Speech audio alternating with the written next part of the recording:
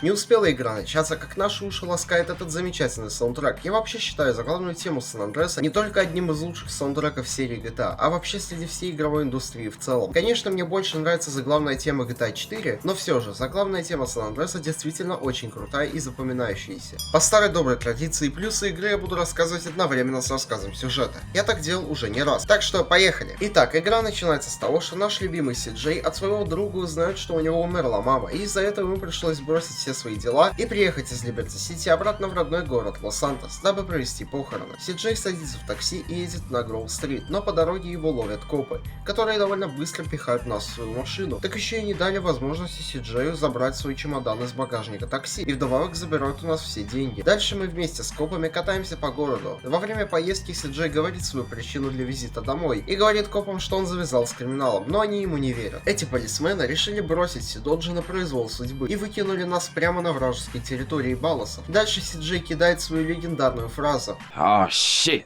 here we go again. Хотя... А знаете что? А давайте для мемов сделаем отдельный счетчик. Дальше мы садимся на велик и едем на родной Гроув-стрит.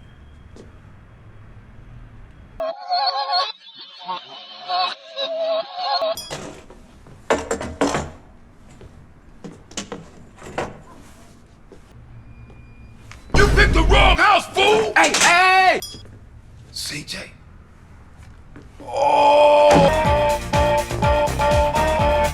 Вместе с Биг Смолком мы едем на кладбище к остальным корешам. Еще нас знакомят с друзьями CJ. После похорон на нас нападают Балласы, но мы воруем ближайшие велосипеды и едем на Гроув-стрит. Попутно нас преследуют эти самые Балласы. Добравшись до Гроув-стрита, миссия завершается.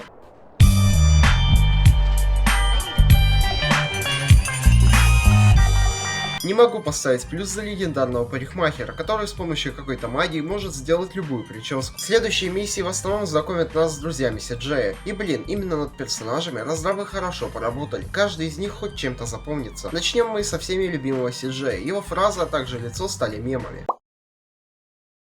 CJ озвучил актер Крис Беллард. Он, кстати, так же как и CJ, состоял в банде и даже участвовал в перестрелках. Также поставим плюс за таких персонажей как Райдер и Свит. И, конечно же, Биг Смоук. Своей харизмой он породил столько мемов, что, наверное, мне придется сделать отдельное видео на эту тему. Вообще, Биг Смоук сам по себе ходячий мем. Возвращаемся к сюжету. CJ также понимает, что банда Гроув Стрит Families находится в не очень хорошем положении, и дальше в основном мы будем помогать банде подниматься с колен. После нескольких миссий мы вместе со всей бандой едем в закусочную покушать. И как вы уже поняли, в этой самой миссии Биг Смоук выдает свою знаменитую базу. I'll have two number nine large, number 6 extra dip, number 7, number 45, one with cheese, one with cheese. Спустя несколько миссий мы отвозим Биг Смолка до его нового дома, который, кстати, находится на вражеской территории. Вам это не кажется чуточку подозрительным? Поговорим о довольно интересной функции в этой игре, а именно система прокачки персонажа. Наш персонаж может стать толстым, если мы будем часто питаться фастфудом. Также, если мы будем регулярно заниматься пробежкой или ходить в спортзал, то это превратит CJ в гигачада. Такие вещи в игре 2004 года меня, если честно, до сих пор удивляют. На следующей миссии CJ вместе с Биг Смолком едет к нашему старому знакомому, где еще игрока обучают стрельбе. И раз речь зашла о стрельбе, то почему бы не поставить плюс за выбор вооружения в этой игре? Тут довольно богатый арсенал, на мой взгляд. После этой миссии нам нужно зайти в магазин одежды и выбрать одежду под цвет нашей банды. И я не могу не поставить плюс за то, какой в игре богатый и разнообразный гардероб. Любой игрок найдет одежду под свой вкус. Через время Сидоджи приходит в дом к корешам, но там пусто. Дальше нам звонит Свит и говорит, что он вместе со своей девушкой находится в засаде и просит CJ приехать и помочь ему. Мы успешно убиваем всех врагов и спасаем Свита. Затем CJ нужно участвовать в лоурайдерских соревнованиях. Для этого он берет специальную машину и тюнингует ее. И вот еще одна очень классная вещь в этой игре, а именно тюнинг автомобилей. Тюнинг авто здесь такой же классный, как и в GTA 5. Да, конечно, в пятерке он более разнообразный, но все же тюнинг авто в San Andreas никого не оставит равнодушным. CJ едет к месту проведения состязаний и успешно его выигрывает. Признаюсь, я так же, как, наверное, многие из вас в детстве, не мог пройти эту миссию. После состязания нас знакомят с Цезарем, главарем другой банды. А еще в этой миссии присутствует фраза «охладите свой». Траханье! Охлади-ка свое траханье! Раз мы говорим про GTA San Andreas, то я не могу не поставить плюс за корявый перевод, простонародье именуемый как потраченный перевод, который породил не только этот, но и другие мемы. Спустя время мы приезжаем к Биг Смолку домой и вместе с ним едем на ЖД-станцию, где несколько вагасов запрыгивают на крышу поезда и собираются уехать в Сан-Фьеро. Сиджей вместе с Биг Смолком садятся за мотоцикл, и нам нужно ехать рядом с поездом, пока Биг Смолк пытается убить всех врагов. Биг Смолк успешно с этим справляется. Но эта миссия запомнилась игрокам по другой причине. Во-первых, она для некоторых очень сложная, а во-вторых, каждый раз, когда вы будете ее проигрывать, то Биг Смолк будет вас бесить этой фразой. All we had to do was follow the damn train, CJ. All we had to do was follow the damn train, CJ. All we had to do was follow the damn train, CJ. All we had to do was follow the... Ну 5 минут! Ты можешь прерваться? Хоть на 5 минут! damn train, CJ. Дальше у Биг Смолка будет еще миссия, где у нас будет перестрелка с русской мафией. Мы едем к Райдеру, где вместе с ним едем домой, к одному ветерану, чтобы грабануть его дом и унести оттуда оружие, потому что у нашей банды трудная ситуация с огнестрелом. Спустя время мы вместе с Райдером проникаем на военный объект, где также воруем оружие, но на этот раз у армии.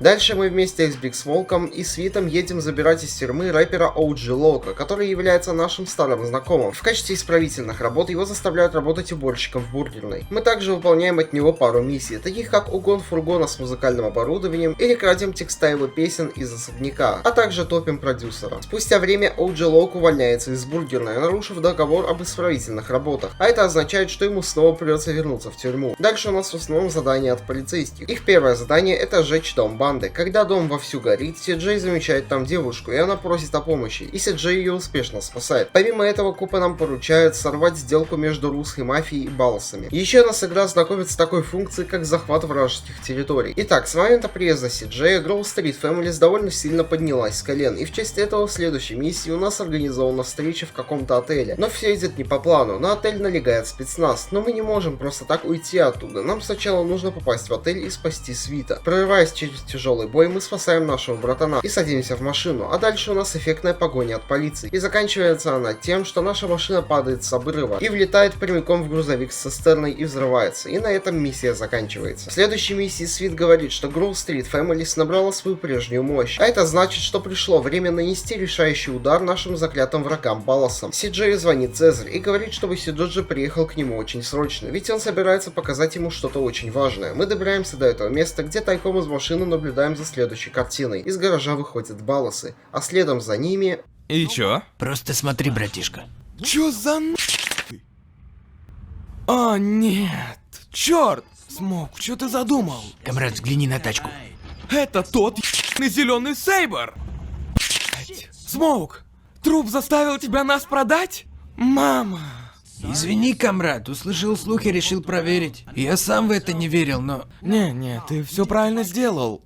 Я у тебя в долгу, Чес. Да, как вы уже поняли, Райдер и Биг Смолк оказались предателями. Слышал, что этот момент вызвал чувство шока у некоторых игроков, так что почему бы за него не поставить плюс? Сиджей вспоминает, что его брат Свит сейчас находится в большой опасности, и Сиджей на всех парах мчится к братику. Балласы окружают нас со всех сторон, но мы с трудом от них отбиваемся, а через время приезжают копы и арестовывают Свита, а на Сиджея надевают мешок на голову и увозят куда-то в сельскую местность. Вот так все и произошло. Все, к чему стремился Сиджей первую половину игры, он потерял в одно мгновение и вынужден сидеть на крючке у этих копов, выполняя их приказы. Они дают нам задание убить какого-то свидетеля и сфотографировать его труп. Это личное мнение, но я хочу поставить плюс за наличие фотоаппарата в этой игре. Мелочь, а приятно. Нам звонит Цезарь и говорит, чтобы мы поехали в другую деревню и познакомились с его кузиной Каталиной. Мы едем в другую деревню, где в баре Каталина, мягко сказать, чем-то недовольна. Миссия от Каталины представляет собой ограбление разных сельских заведений. Еще нас знакомят с персонажем по кличке Правда. Его первое задание — это угнать для него комбайн, чтобы можно было выращивать траву. После этой миссии нам звонит Цезарь и говорит, что у него не самые лучшие дела, ведь его банда потерпела поражение и предлагает встретиться с Си-Джеем в назначенном месте, чтобы все обсудить. Встретившись, они говорят о предательстве Смоука и Райдера, а Си-Джей до сих пор находится от этой новости в шоке, как и, наверное, сам игрок. Дальше он знакомится с персонажем по имени Вузи, и мы участвуем вместе с ним в гонках. После гонок Вузи благодарит нас за участие и предлагает Си-Джею свои услуги, если он когда-нибудь окажется в Сан-Фьеро. Еще мы узнаем, что Каталина нашла себе нового парня, которым, кстати, является Клод, главный герой GTA 3. Может быть, мне сделать плюсы GTA 3? Она пытается хоть как-то провоцировать Си-Джея, чтобы он начал ревновать, но Си-Джею абсолютно пофиг. Дальше мы вместе с ней участвуем в гонках. В награду за победу Каталина дает нам подарок, а именно гараж в Сан-Фьеро. Может быть, немножко неуместно, но я хочу вставить этот мем в видео. Всем привет, дорогие друзья, с вами Демон и Андроид. И Андроид.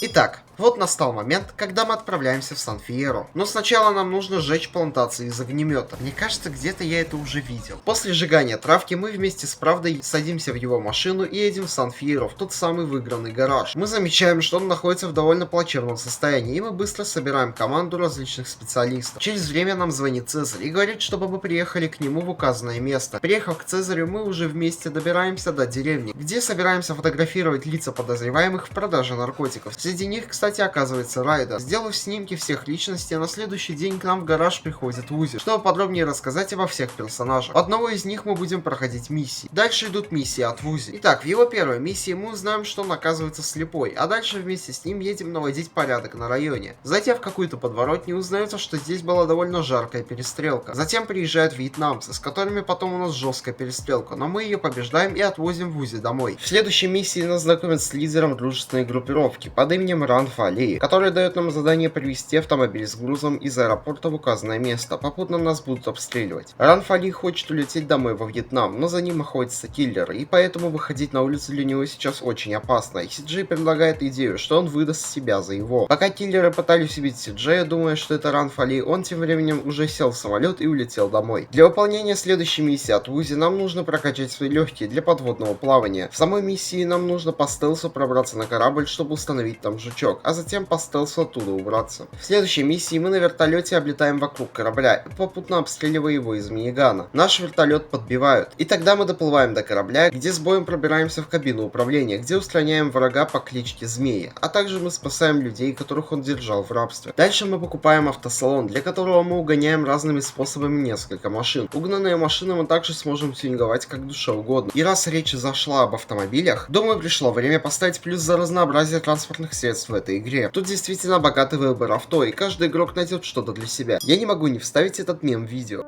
Спасибо, папаша, что подарил мне этот Рено Логан черного цвета 20 века. О да.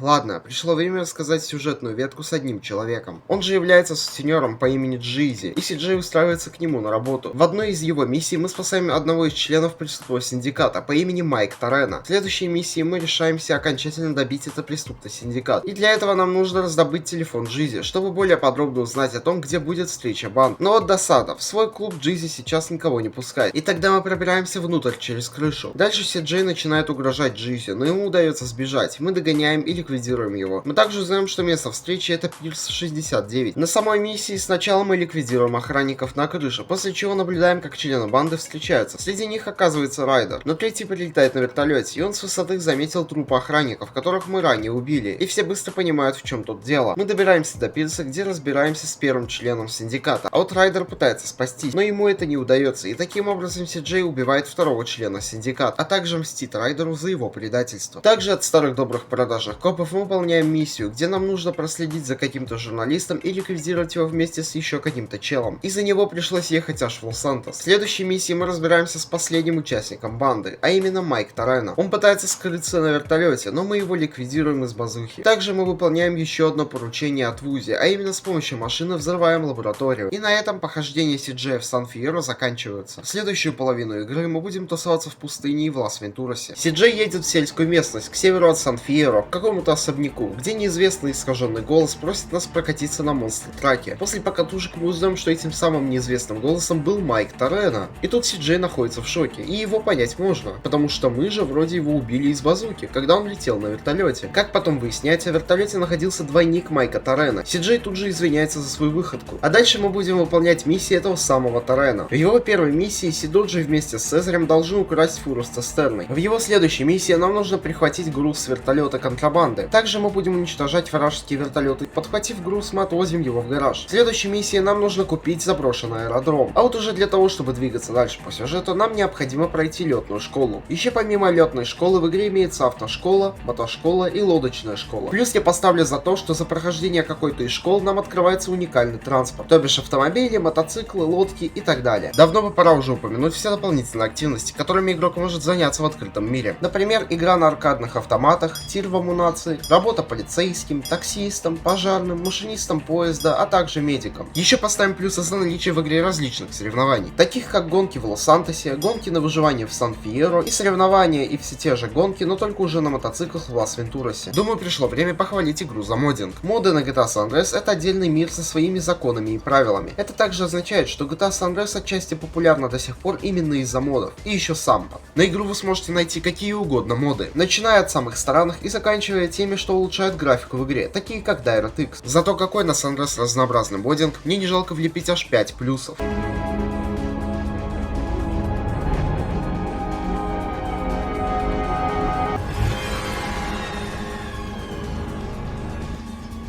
Поставим плюсы за самп. Слышал, что многие говорят, что в сампе античит лучше, чем в GTA Online. Возвращаемся к сюжету. После летной школы мы наконец-то посещаем третий крупный город штата Сан-Андреас, а именно Лас-Вентурас. Там мы едем в казино, где встречаем старого доброго Вузи, от которого мы потом будем также выполнять миссии. Итак, наша первая задача — это пытать человека, которого мы привязали к капоту автомобиля, чтобы он сказал нам, из какого он клана. Чуть не забыл, поставим плюс за такую возможность, как игра в казино. Через некоторое время нам звонит старая добрая правда и говорит, что он весь своими корешами ездил в пустыню, чтобы развлечься. И они там так хорошо повеселились, что правда оттуда свалил, забыв своих друзей. И наша задача — это забрать этих двоих ребят и отвезти их на ферму. Дальше мы знакомимся с персонажем Кейном Розенбергом, который уже появлялся, но только в GTA Vice City. Также мы познакомимся с Леоном, на которого в GTA 3 работал Клод. Это мое личное мнение, но я хочу поставить плюс за то, как нам демонстрируют, как все части трилогии GTA связаны друг с другом, как события одной игры влияют на события другой. Еще это создает ощущение, что мир GTA огромный и масштабный, что не может не радовать. Дальше идет одна из моих любимых миссий в игре, а именно безбилетник. На наш аэродром прилетает самолет Андромеда, затем люди в черном пакуют груз в самолет, и наша задача взорвать этот самолет. Чтобы это сделать, мы во время того, как самолет взлетает, с помощью мотоцикла догоняем его и попадаем внутрь. Затем кладем там взрывчатку и выпрыгиваем из самолета, попутно взорвав его. Следующая тоже классная миссия от правды. Нам нужно проникнуть на зону 69, чтобы выкрасть оттуда военную разработку. Дальше мы попадаем внутрь лаборатории. Кстати, сама лаборатория мне очень сильно напоминает черную мезу из первой Half-Life. И тайной военной разработкой оказывается джетпак. За наличие в игре джетпака я не могу не поставить плюс. Действительно легендарная вещь в этой игре. Еще одна миссия от правды. В ней нам нужно, используя джетпак, приземлиться на военный поезд, чтобы оттуда украсть какую-то зеленую жидкость. Игра нам не объясняет, что это такое. Дальше мы, проверяя каждую машину скорой помощи в городе, ищем нужного нам пациента и отвозим его в указанное место. Через время мы вместе с Розенбергом едем его встречать. Но этим человеком оказывается тот самый, которого мы пытали на капоте машины. Он узнает Си-Джея и из-за этого ловит сердечный приступ и умирает. Дальше у нас будет перестрелка с его бандой. Через время мы на крыше замечаем рэпера Мэд Дога, который пытается совершить самоубийство из-за того, что он перестал быть популярным. Но мы его спасаем и отвозим Мэд Дога в больницу. За этот поступок Мэд Дог назначает Си-Джея его менеджером. В следующей миссии от того же Мэд Дога нам нужно очистить его особняк от Вагаса. Для этого мы на самолете летим в Лос-Сантос, где прыгаем с парашюта на особняк, затем мы догоняем главаря и убиваем. What in fuck's name are you doing? Что?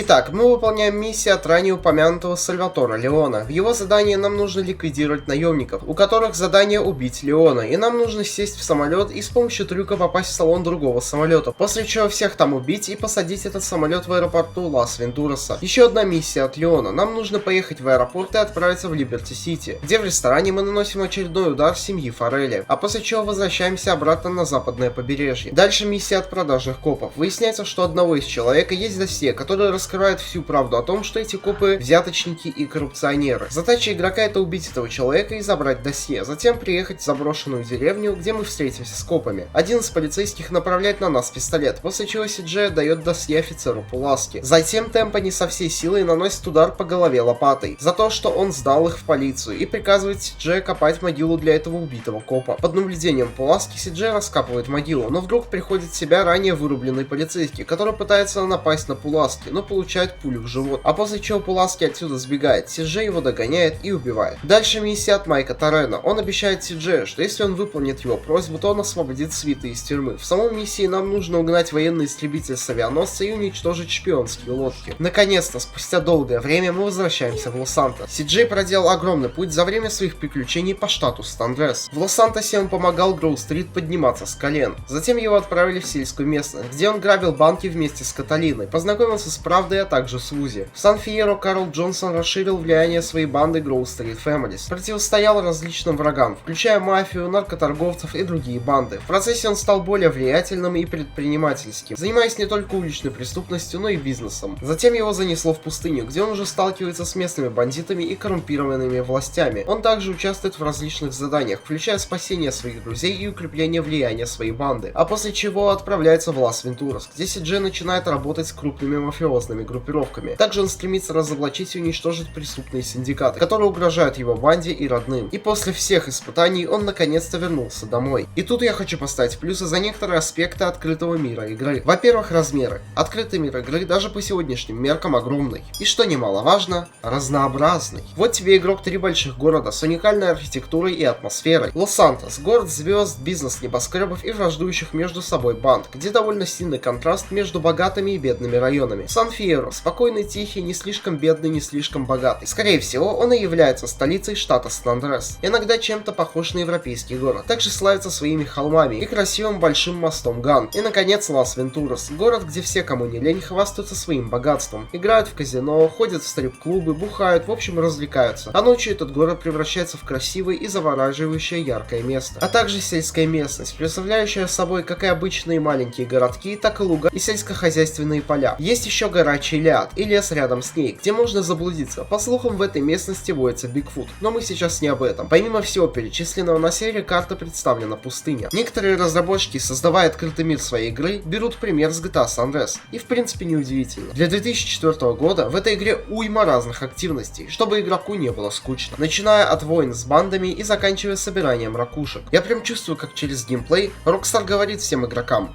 пожалуйста, получайте вот такой подарочек от нас. Вы этого заслужили. Кушайте и не обляпайтесь. Еще что хорошо погружает в атмосферу игры, это сеттинг. Америка 90-х в игре представлена очень правдоподобно. Может быть, кто-то из вас не знал, но Балласы, Гроув-стрит Families и Вагасы — все эти банды основаны на реально существующих банд в Лос-Анджелесе тех лет. Еще один фактор, погружающий в атмосферу игры, это музыка. Я обожаю музыку на радио в GTA San Andreas. Особенно мне нравится радиостанция Playback FM. Ладно, возвращаемся к сюжету. До финала осталось совсем немного. Си-Джей едет в Лос-Сантос, где забирает своего брата из тюрьмы, после чего братья едут на родной Гроув-стрит, где отбивают его от Балласов. Знаете что? Мне пришла идея поставить плюс за Гроув-стрит. Не зря говорят, что это родная улица для всех геймеров. Дальше мы в Лос-Сантосе отбиваем свои территории обратно. Тем временем полицейские Темпани и Пуласки были объявлены в коррупции, наркоторговле и прочих преступлениях. Наши герои смотрят новости об этом по телевизору. А потом выясняется, что суд решил отменить тюремный срок для Темпани из-за того, что доказательств его вины нет. После этого в Лос-Сантосе начинается настоящий хаос.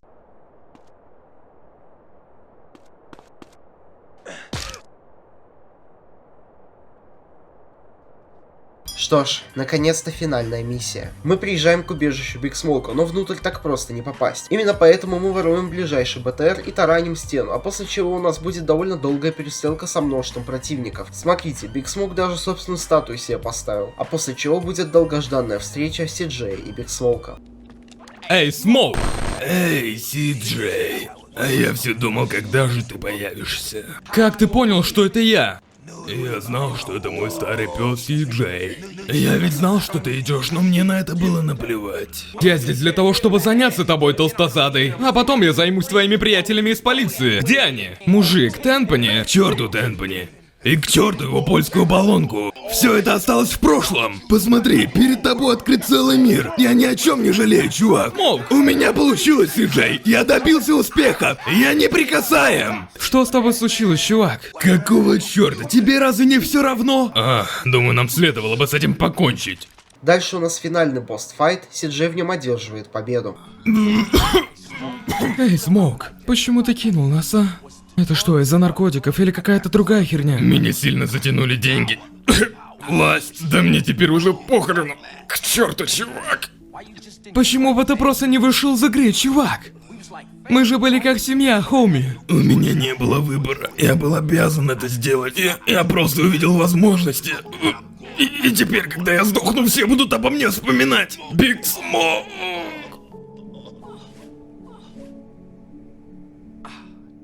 Черт. Какая потеря. Затем приходит Темпани, который под дулом дробовика просит Си-Джея ему в чемодан сложить все деньги, после чего Темпани собирается убить Си-Джея, но Си-Джей его отвлекает, что помогает ему спастись. Затем Темпани собирается убегать отсюда, попутно он поджег убежище, и в здании начался сильный пожар. Си-Джей убивает оставшихся врагов и в последний момент убегает из здания.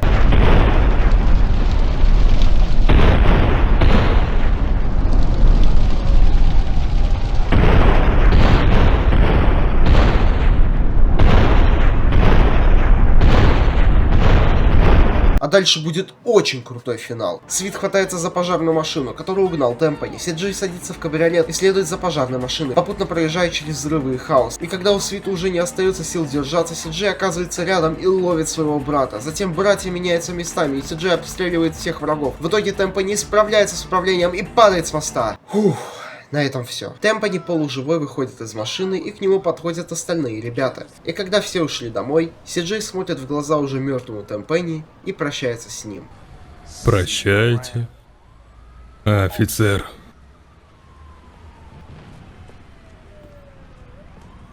Безусловно, последняя миссия в игре получилась очень крутой и эпичной. Мне не жалко поставить плюс. Уже дома все ребята обсуждают свои дела, а после домой приходит Мэтт Дог, который хвастается тем, что он получил золотой диск, и он отправляется на гастроли. В общем, мы узнаем, что у всех наших ребят дела идут хорошо. Вот.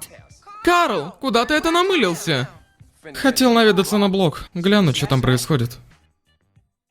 Безусловно, и без лишних слов, правильный финал. Теперь бонус. Немножко истории с детства. Да, в честь того, что сегодня моему каналу исполняется 5 лет. Я играю в GTA San Andreas с 3-летнего возраста, и я очень часто ее проходил, я это помню. Но только мое прохождение заканчивалось на этой самой миссии с лоурайдерами. Я уже говорил ранее то, что не мог ее пройти в детстве, и вот причина почему. Наверное, такая же, как и у многих из вас в детстве. Я не мог сосредоточиться на этих клавишах, или... Может, я неправильно клавиши нажимал и так далее, ну...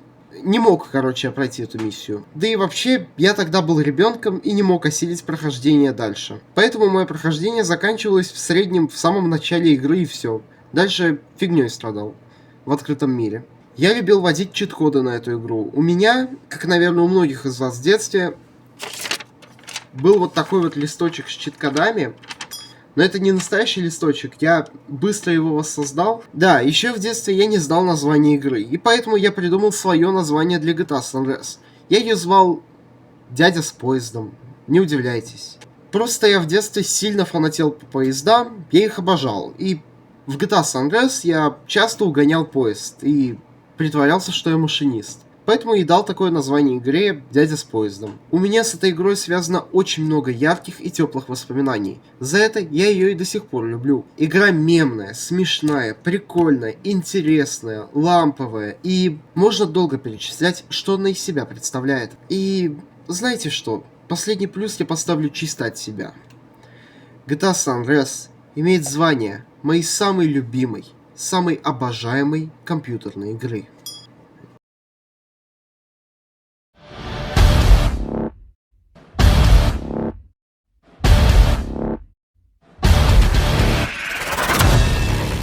All we had to do was follow the damn train, CJ.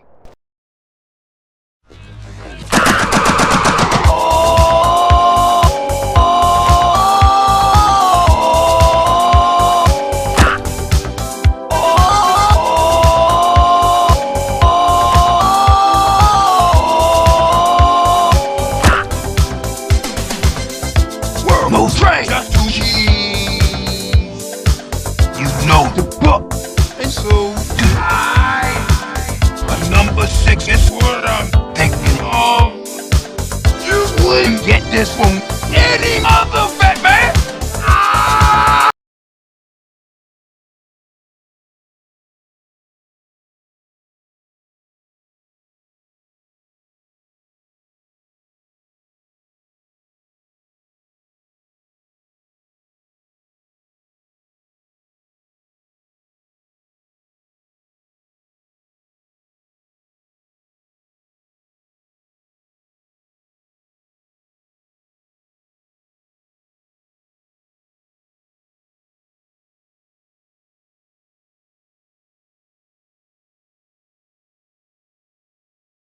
А дальше мы будем выполнять миссии этого самого Торетто.